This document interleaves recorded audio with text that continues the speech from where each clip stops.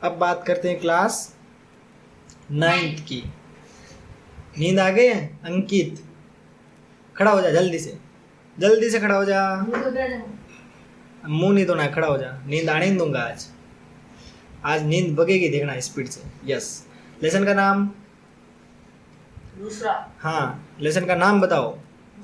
Lesson number पूछूं तब 2 बोलना है ना, और लेसन का नाम पूछूं तब हमारे आसपास के पदार्थ। यस, हमारे आसपास के पदार्थ। शुद्ध पदार्थ क्या होता है?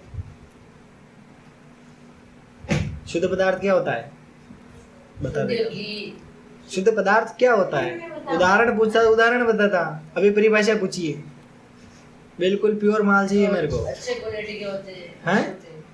अच्छी क्वालिटी, मिलावट नहीं होती। हाँ, गुणवत्ता अच्छी होती है, लेकिन और दूसरी बात क्या है, कोई मिलावट नहीं होती। बहुत अच्छा। मिलावट युक्त जो पदार्थ होता है उसे क्या कहेंगे? अशुद्ध पदार्थ। मिलावट युक्त पदार्थ होता है उसे क्या कहेंगे?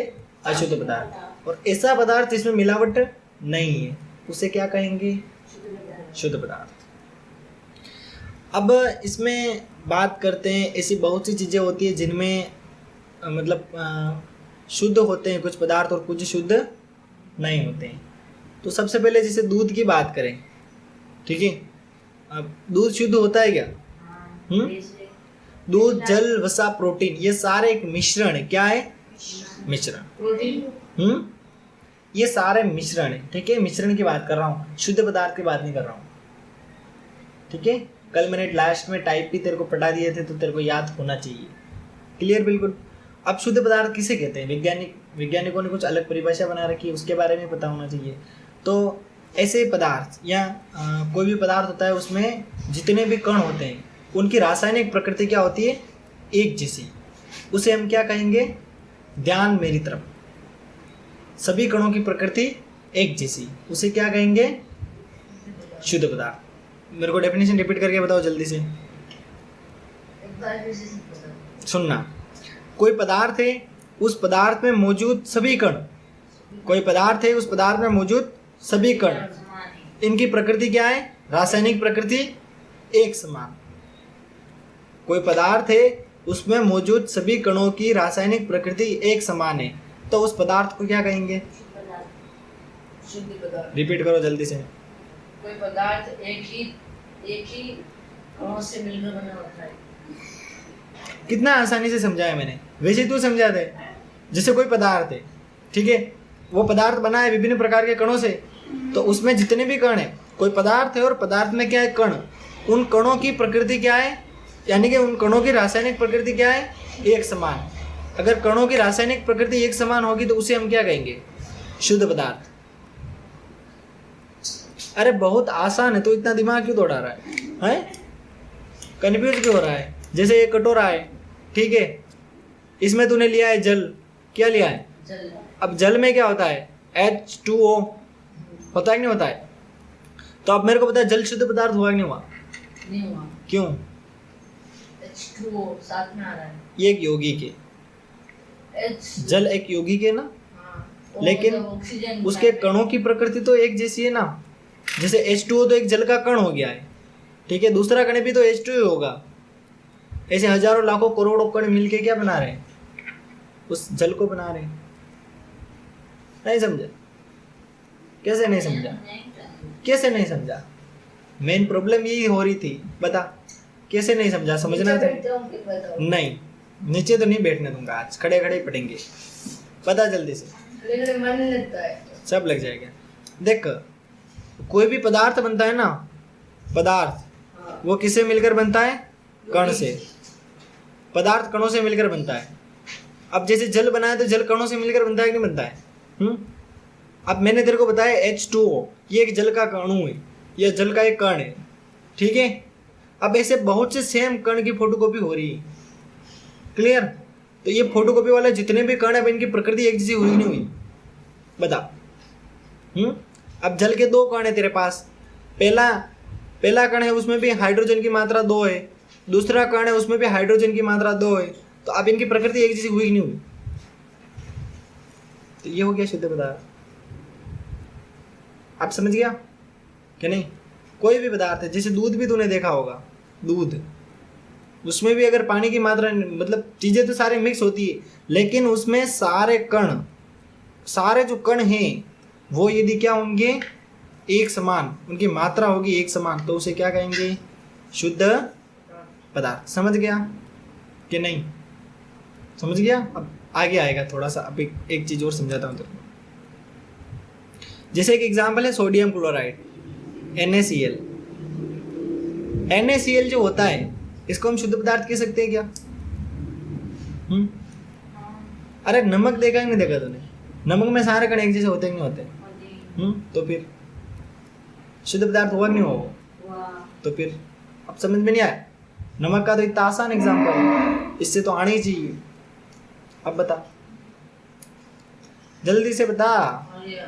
क्लियर? ठीक है। यानी कि शुद्ध पदार्थ के अवयवों को, यानी कि जिन भी चीजों से मिलकर बनता है, उनको किस विधि से पृथक नहीं कर सकते हैं? कौन सी विधि से पृथक नहीं कर सकते? भौतिक विधि से। यानी कि नमक में एक तो Na है और एक Cl है। मैं तेरे सामने नमक लेके आया, ले कटोरी में नमक ले, अब तो Na और Cl को अलग करके दिखा देगा क्या? मर जाएगा तो ही नहीं होंगी।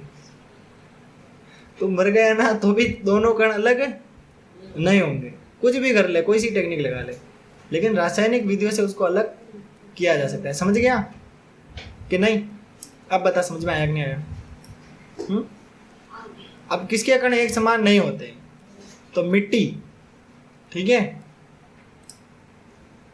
बता मिट्टी के कण एक समान होते ही नहीं होते?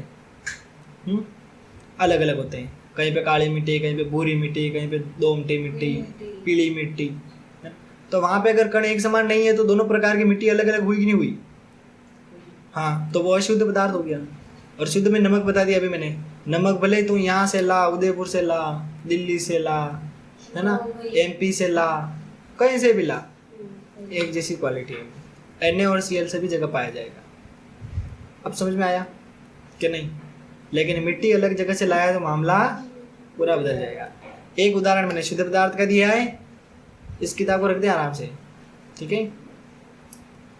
एक मैंने अशुद्ध पदार्थ बताया। अब दोनों को समझा दे मेरे को जल्दी से, ताकि फिर आगे का पढ़े। समझा जल्दी से? पदार्थ एक जैसा होता है। शुद्ध पदार्थ एक जैसा होता है। अरे शुद्ध पदार्थ किससे बनता है? कणों से मिलकर बनता है। हाँ। तो उन कणों की रासायनिक प्रकृति क्या होती है? एक जैसी। हाँ, एक जैसी। आसान है रे, इतने कठिन क्यों बना रहा है? विज्ञान तो बहुत आसान है, इतनी आसान है कि तू सोच नहीं सकता है। कोई पदार्थ है किससे बनता है? कणों से। तो कोई पदार्थ जो अगर बना है उसके सारे कण की प्रकृति, है ना, रासायनिक रूप से एक समान है। यानी कि रासायनिक रूप से उन सारे कणों की प्रकृति क्या है? एक समान। तो पदार्थ कैसा हुआ? तो फिर अब कहाँ दिक्कत आ रही है? बता मेरे को जल्दी से बता, अब कहाँ दिक्कत आ रही है? हाँ, तो फिर कोई परेशानी नहीं है। समझ गया? अब बात करते हैं मिश्रण के प्रकार की। तो लेसन के एंड में देखेंगे इनको आराम से। समझ गया? मिश्रण के प्रकार को पाठ के अंत में देखेंगे। तेरे अंदर एक दे रखा है निस्यंदन। निस्यंदन क्या होता है? निस्यंदन क्या होता है बता जल्दी से। निस्यंदन यानी होता है छानने की प्रक्रिया। तो निस्यंदन की प्रक्रिया तू करता है क्या? कहाँ करता है? चाय छानने में। चाय छानने में क्या करता है? निस्यंदन का प्रयोग करता है। पत्ती पत्ती अलग हो जाती है, चाय की पत्ती पत्ती, और चाय प्योर प्योर अलग आ जाती है। आती ही नहीं आती? तो ये पृथक्करण हुआ कि नहीं हुआ?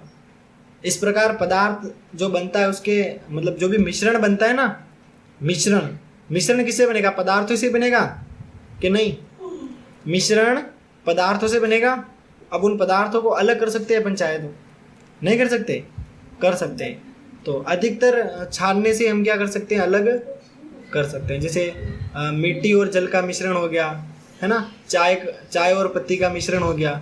इसके अलावा और कौन कौन से मिश्रण है जो छानने से तो अलग कर सकता है?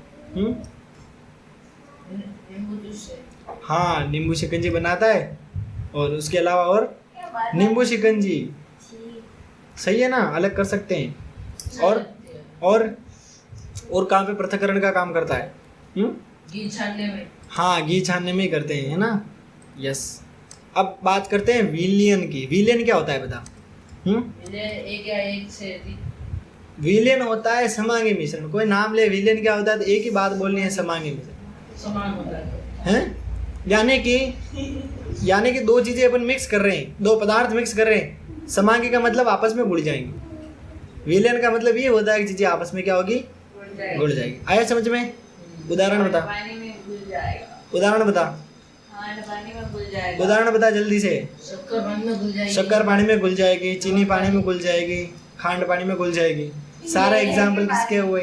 नमक घुल जाएगा। नमक पानी में घुल जाएगा। तो ये जो चीज हमको हाथ में मिल रही है फिर गिलास में, उसको हम क्या बोलेंगे? विलयन। क्या बोलेंगे? विलयन। समझ में आया? विलयन एक समांगी मिश्रण। यस।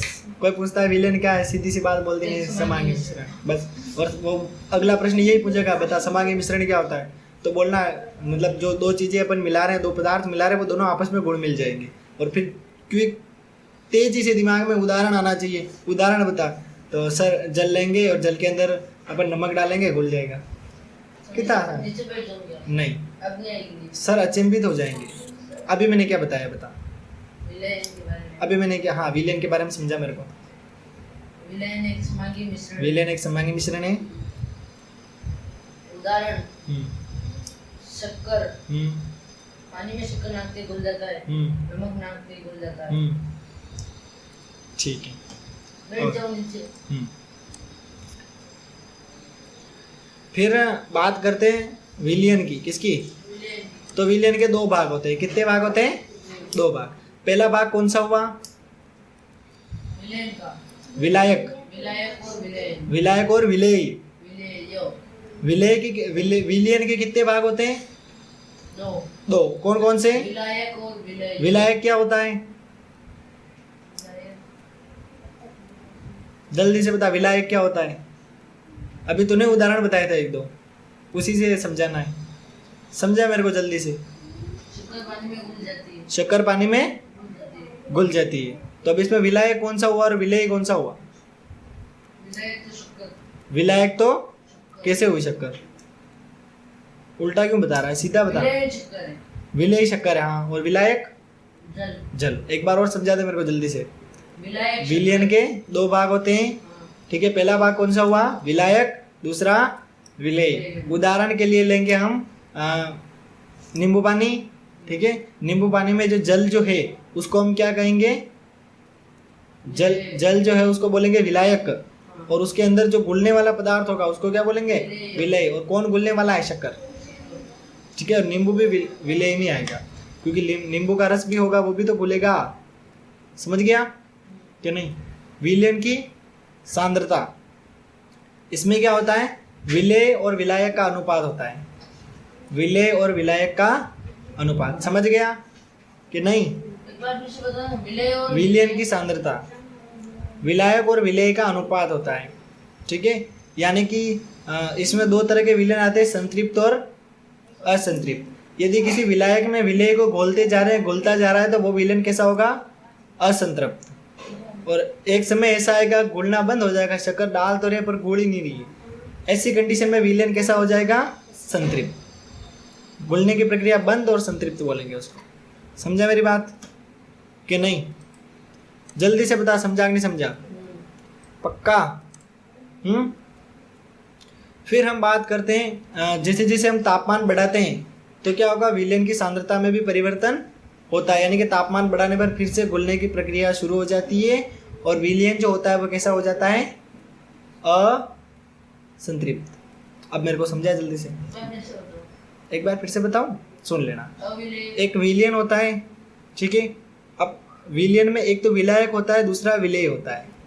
विलायक जो होता है वो दूसरी चीज को अपने अंदर घोल लेता है। विलेय क्या होता है? जो घुलने वाला पदार्थ होता है। विलेय क्या होता है? घुलने वाला पदार्थ होता है। तो अब क्या होगा कि अपन विलायक में विलेय को घोलते जा रहे हैं और घुलता जा रहा है, ऐसी कंडीशन दिख रही है, तो उस कंडीशन को हम क्या कहेंगे? असंतृप्त विलयन। क्या कहेंगे? वो घुल रहा नहीं है। घुल रहा है तो, घुल रहा है तो असंतृप्त बोलेंगे। अब घोलते जा रहे हैं, फिर अचानक घुलता बंद हो गया, अब शक्कर घुल ही नहीं रही, तब उसी विलयन को क्या बोलेंगे? हाँ, तब उस विलयन को क्या बोलेंगे? संतृप्त विलयन। क्यों नहीं समझ पा रहा है? आसान है। वापस खड़ा करूं तो फिर बहुत आसान है। कोई विलयन तूने ले रखा है ना, और उसमें सबसे पहले है विलायक और विलेय। विलायक में विलेय घुलता जा रहा है, अब तू घोलता जा रहा है, तेरा हाथ से प्रोसेस चल रही है, उस समय वो विलयन क्या कहलाएगा? असंतृप्त। जैसे ही घुलने की प्रक्रिया बंद और फिर उसी विलयन को क्या बोलेगा? संतृप्त। क्लियर? बता क्या बताया अभी मैंने? घुलने की प्रक्रिया को संतृप्त। हाँ, यानी कि घुलने का काम चल रहा है कि शक्कर घुल रही है, उस समय विलयन क्या होगा? असंतृप्त। पहले असंतृप्त आएगा, फिर घुलने की प्रक्रिया बंद हो जाएगी और उसको संतृप्त बोल देंगे। क्लियर? समझ गया? सूत्र भी याद होना चाहिए। किसका सूत्र? विलयन के द्रव्यमान प्रतिशत का। तो विलयन का द्रव्यमान प्रतिशत कैसे निकालेगा? पेज नंबर क्या है? पेज नंबर अलग है बेटा, उदाहरण में नहीं है, मैं बता रहा हूँ। विलेय पदार्थ का द्रव्यमान अपॉन विलयन का आयतन, यानी कि जो पदार्थ घुलने वाला है उसका द्रव्यमान और पूरा विलयन है उसका द्रव्यमान, दोनों का द्रव्यमान चाहिए अपन को, और 100 से गुणा करेंगे क्या मिल जाएगा? द्रव्यमान प्रतिशत मिल जाएगा। आयतन प्रतिशत निकालने के लिए विलयन का आयतन लगा देंगे बस। अब बात करते हैं निलंबन। निलंबन में क्या होता है? ठोस द्रव में परिक्षेपित हो जाता है। कौन? ठोस द्रव में परिक्षेपित हो जाता है। क्लियर? बिल्कुल समझ गया कि नहीं? बता जल्दी से, यहाँ तक समझ में आया कि नहीं आया? अब निलंबन के गुणधर्म भी तेरे को याद होने चाहिए। निलंबन कैसा विलयन है? विषमांगी, आंखों से देख सकते हैं। विषमांगी है तो आंखों से देख सकते हैं ना। अविषमांगी को नहीं देखती है। हाँ ठीक है, समांगी और विषमांगी अलग अलग होता है ना बेटा। कल लास्ट में ध्यान देता तो सब कुछ याद हो जाता, पर लास्ट में क्या पता क्या हुआ। कोई बात नहीं, अभी याद कर लेंगे अपन। हाँ, निलंबन का सबसे पहला गुण क्या हुआ? विषमांगी, आंखों से देख सकते हैं, प्रकाश की किरण को फैलाते हैं, इसीलिए इनका जो मार्ग होता है वो कैसा होता है? दृष्टि गोचर, यानी कि इनको देख सकते हैं। समझ गया? सर वो तो नहीं होते हैं, गेलू के। अरे जल के अंदर मिट्टी डाल दे बस, ये निलंबन हो जाएगा। घर के छेद होता है ना, वो गिरते हैं तो वो अलग है। जल के अंदर मिट्टी डाल दे, विलयन तैयार, तेरा ये निलंबन तैयार हो जाएगा। ठीक है? अब ऐसे उजाले के सामने रखेगा तो भी दिखेंगे गण, तो अंधेरे में थोड़ी दिखेंगे, उजाले में दिखेंगे ना। तो प्रकाश के मार्ग को चिमका रहे बस। फिर अगला है कोलाइडल विलयन। कोलाइडल के जो कण होते हैं वो समान रूप से फैले होते हैं। कैसे? समान रूप से फैले होते हैं। समझ गया मेरी बात कि नहीं? और ये कण क्या करते हैं? प्रकाश की किरण को फैलाते हैं, इसीलिए इनको क्या कहते हैं? टिंडल प्रभाव। यानी कि ये कण प्रकाश की किरण को फैलाते हैं, इसलिए क्या कहते हैं इनको? टिंडल प्रभाव। क्या होता है? प्रकाश की किरण को फैलाना। समझ गया कि नहीं? वो टिंडल प्रभाव का उदाहरण कहाँ कहाँ पे देखा तूने? बता मेरे को जल्दी से। घर में, घर के अंदर। और कहाँ पे देखा? घर में जोरदार कहाँ है? अंधेरे में बैटरी का केलू पोस्ट का मकान होता है ना, वहाँ पे दिखता है ना बेटा। केलू पोस्ट, केलू वाला मकान नहीं होता है नहीं होता है पूरे? उसमें, हाँ, पूरा उसमें दिखता है। ऊपर से मतलब रोशनी नहीं आती है, दिन में हल्का सा उजाला आता है, फिर उसमें दिखते हैं धूल के कण। तूने नहीं देखा है कभी? अच्छा हाँ, कभी हम बैटरी नापते हैं वो कुछ हाँ, बीच में यस, बैटरी के अंदर वो वही। मीटर पर लगा है। टिंडल प्रभाव। ठीक है? घने जंगल में भी देखते हैं, अपने घर वाला याद रख लेना है बस। ठीक है? यहाँ तक समझ में आई मेरी बात कि नहीं? अब कोलाइडल के गुणधर्म। विषमांगी कैसा है? कोलाइडल विषमांगी, और कण बहुत छोटे होते हैं, आंखों से इनको नहीं देख सकते। समझ गया कि नहीं? इनको अलग कैसे करेगा? अपकेंद्रन तकनीक से। कैसे करेगा? केंद्र ये क्या होता है? अपकेंद्रन बताया ना, किसी विलयन को तेजी से घुमाया जाता है, किसी विलयन को तेजी से घुमाया जाता है। तो एक जो ठोस होता है वो अलग हो जाता है, द्रव होता है अलग हो जाता है। अपने मक्खन निकालते हैं उसी प्रोसेस। हाँ याद रख, अब केंद्र आते ही छात फेरने की मशीन दिमाग में आनी चाहिए। ठीक है? समझ गया कि नहीं? अब भौतिक परिवर्तन, रासायनिक परिवर्तन। सबसे पहले भौतिक में जो धातुएं होती है उनकी विशेषताएं पता होनी चाहिए, अधातु की विशेषताएं पता होनी चाहिए। धातु की विशेषता बता जल्दी से। धातु कठोर होते हैं, धातु कठोर होते हैं, यस। चमकीले होते हैं, आघातवर्धनी होते हैं, तन्य होते हैं, ऊष्मा तथा विद्युत के सुचालक, हाँ, ध्वनिक होते हैं। और बता, कठोर इत्यादि होते हैं। कठोर होते हैं, ठीक है। अधातुओं की विशेषताएं बता। अधातु चमकीले नहीं होते। चमकीले आघात वदनीयता होती है। चमकीले होते हैं, चमकीले होते हैं। आघात वदनीयता चमकीले होते हैं, नहीं होते। हाँ नहीं होते। मेरे होना ना आप। हाँ मैंने सोच रहा था ध्यान है कि नहीं है, तूने चेंज क्यों किया आघात आंसर वदनीयता। हैं? आघात फिर ऐसे बोलना है, नहीं नहीं चमकीले होते हैं, नहीं होते। नहीं होते, सही है। और उष्मा ऐसे ही बोलना था, नहीं होते। उष्मा तथा समझा ना? विद्युत के संचालक होते हैं। उष्मा तथा विद्युत के कुचालक। और आघातवर्धनीय नहीं होते हैं, तन्य होते हैं। तन्य नहीं होते। अधातु कहाँ तन्य होंगे? सर इन दोनों में से एक होता है धातु। आघातवर्धनीय नहीं होते हैं। आघातवर्धनीय में क्या होता है? पीट पीट के चद्दरें बनाई जाती हैं। अब अधातु का चद्दर कैसे बनाएगा तुम? प्लास्टिक का चद्दर बना देगा क्या? प्लास्टिक का चद्दर नहीं बनते। नहीं बनता है ना। मैं वो तो समझा रहा हूँ। और तन्य क्या होता है? तार बनाना। प्लास्टिक दे दिया, उसका तार बना देगा क्या? नॉट पॉसिबल, बन ही नहीं सकता है। समझा ना? ऐसे खींच खींच के तार नहीं बना सकते है ना। आर्टिफिशियली तार बना सकते हैं अपन मशीनों से, लेकिन ऐसे खींचेगा तो टूट जाएगा। हाँ खींचेगा तो क्या होगा? टूट जाएगा। तत्व की परिभाषा क्या होती है? हैं? पदार्थ का वह मूल रूप, पदार्थ का वह तत्व, तत्व सुनना, पदार्थ का वह मूल रूप जिसे और विभाजित नहीं किया जा सके। तत्व की खोज किसने की? रॉबर्ट बॉयल ने। कब की थी? 1661 में। याद रखना, इंपॉर्टेंट है, तेरा मास्टर पूछेगा तेरे से, ठीक है। योगी किसे कहते हैं? दो या दो से अधिक पदार्थों को निश्चित अनुपात में मिलाना। यानी कि देख, मिश्रण में तो अनुपात नहीं होता है, यानी कि चाय में मर्जी हो जीती पत्ती डाल, उसको बोलेंगे मिश्रण। लेकिन कुछ चीजें होती है जिसमें यौगिक, यानी कि जल में हाइड्रोजन 2 लेगा, 1 ऑक्सीजन लेगा, तभी जल बनेगा। वो बाद में मैं यौगिक बता रहा हूँ। यौगिक में क्या होता है? अनुपात फिक्स होता है। क्या फिक्स होता है? लेकिन मिश्रण में अनुपात फिक्स नहीं होता है। दोनों में अंतर याद कर लिया, सब कुछ समझ में आ जाएगा। क्लियर? अब अंतर में पता होना चाहिए यौगिक और मिश्रण में। 4 बिंदु दे रखे हैं, चारों बिंदु अच्छे से कंठस्थ याद होने चाहिए। अब बात करते हैं पदार्थ का क्लासिफिकेशन की। बहुत आसान है। पदार्थ को कितने भागों में बांटा है बताओ जल्दी से? 2 भागों में। पदार्थ को 2 भागों में बांटा है। कौन कौन से? भौतिक और रासायनिक। शुद्ध पदार्थ और अशुद्ध। अशुद्ध पदार्थ नहीं, पदार्थ को 2 भागों में बांटा है, शुद्ध पदार्थ और मिश्रण, ठीक है। अब शुद्ध पदार्थ में कौन कौन से आते हैं? तत्व और यौगिक। और अशुद्ध पदार्थ में समांगी और विषमांगी। अब जल्दी से बताओ मेरे को, पदार्थ को कितने भागों में बांटा है? 2 भागों में। कौन कौन से? शुद्ध पदार्थ और मिश्रण। बहुत अच्छा। शुद्ध पदार्थ को कितने भागों में बांटा है? 2। कौन कौन से? शुद्ध पदार्थ, तत्व और यौगिक। और मिश्रण को कितने भागों में बांटा है? यस, इसे याद रखना है, मुंह पे याद रखना है सारी चीजें, ठीक है। कल लेसन पढ़ा करे भेजा के हैं?